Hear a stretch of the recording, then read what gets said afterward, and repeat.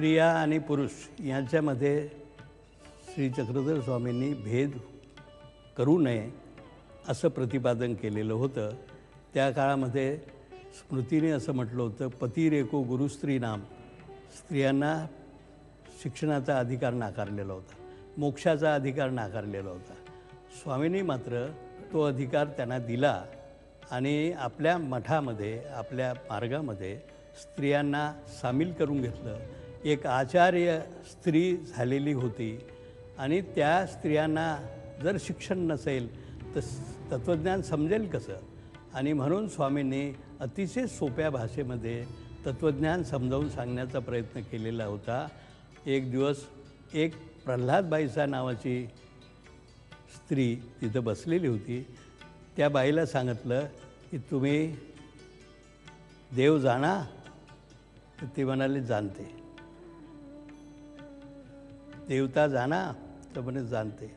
हा प्रपंच आहे तो जाणता? तर म्हणजे जाणते. मग यापरते काही ज्ञान असे? असं स्वामींनी समजावून सांगितलं. इतकं सोपं करून तत्त्वज्ञान समजावून सांगण्याची ही स्वामींची रीत होती आणि त्या रीतीप्रमाणे स्त्रियांमध्ये त्यांनी जागृती निर्माण केली. स्त्रियांना शिकवलं आणि त्या इतक्या तज्ज्ञ झाल्या की लीळाचरित्राचा ग्रंथ हरवल्यानंतर पहिल्यांदा तो ग्रंथ तयार करण्याचं काम हिराईसा नावाच्या साध्वीने केलं. त्या बाईला तो मुखोद्गत होता, कारण अनेक दिवस ते ऐकलेलं होतं. तिने लिहून काढलेला हिराईसा पाठ हा आपल्याकडे आज उपलब्ध होतो. दुसरा पाठ पहिल्यांदा नव्हता. त्याच्यानंतर बरेच पाठ झालेले असतील, परंतु हिराईसा पाठ हा मूळ पाठ मानला जातो महिमभट्टाच्या नंतरचा. तर एवढं पाठ तयार करण्या इतकं ज्ञान त्या बाईमध्ये आलेलं होतं. हे स्वामींची प्रेरणा होती. याशिवाय स्त्रियांनी धर्माचा अधिकार, मोक्षाचा अधिकार देऊन त्यांना आचार्यत्व दिलं. म्हणजे पहिले कमळाविसा नावाच्या बाईला त्यांनी आचार्य बनवलं. त्या कमळाविसाचा आज एक संप्रदाय आहे, आमनाय आहे. आमनाय म्हणजे संप्रदायच होतो. तर आमनाय म्हणजे धर्मातली शाखा होते. तर ती शाखा ती चालवते आहे. ती शाखा अजूनही चालू आहे. असं स्वामींनी स्त्रियांना महात्म्य दिलेलं आहे धर्मामध्ये. धर्माचा अधिकार देणारा पहिल्यांदा चक्रधर स्वामी होते आणि त्यांनी आपल्या खेड्यापाड्यातल्या गावागावातल्या स्त्रियांना शिकवण्यासाठी या साध्वींना प्राचारक नेमलं आणि म्हणून त्यांनी संन्यास घेऊन सगळ्या महाराष्ट्रभर स्त्रियांमध्ये जागृती निर्माण केली. आवडीने भावे हरी नाम घेसी, आवडीने भावे हरी नाम घेसी, तुझे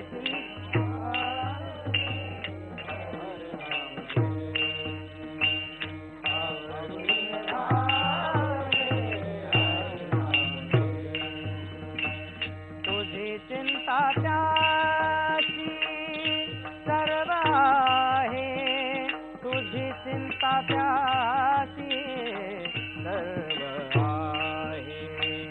हरिमुखी गाता हरपली चिंता, हरिमुखी गाता हरपली चिंता, हरिमुखी गाता हरपली.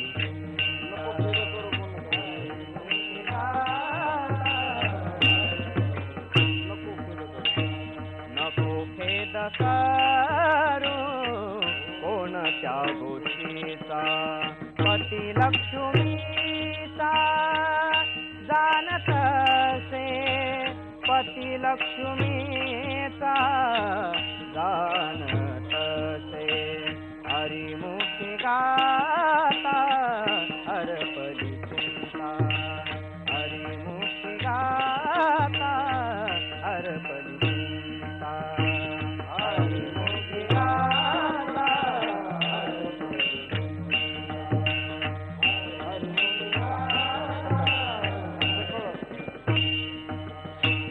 सकळ जीवा करीतो सांभाळ सकळ जीवांचा करीतो सांभाळ तुझ मोकलीले ऐसे नाही तुझ मोकलीले ऐसे नाही हरिमुखी गाता हर परी चिंता हरिमुखी गाता हर परी चिंता हरिमुखी गाता हर परी चिंता हरिमुखी गाता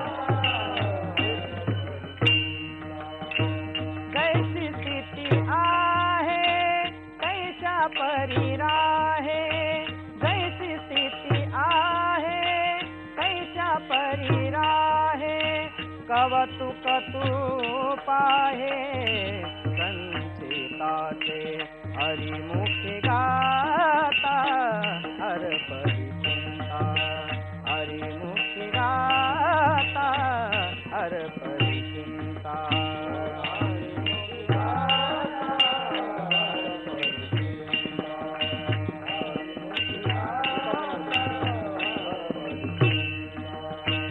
एका जनार्दनी भोग प्रारब्धाचा एका जनार्दनी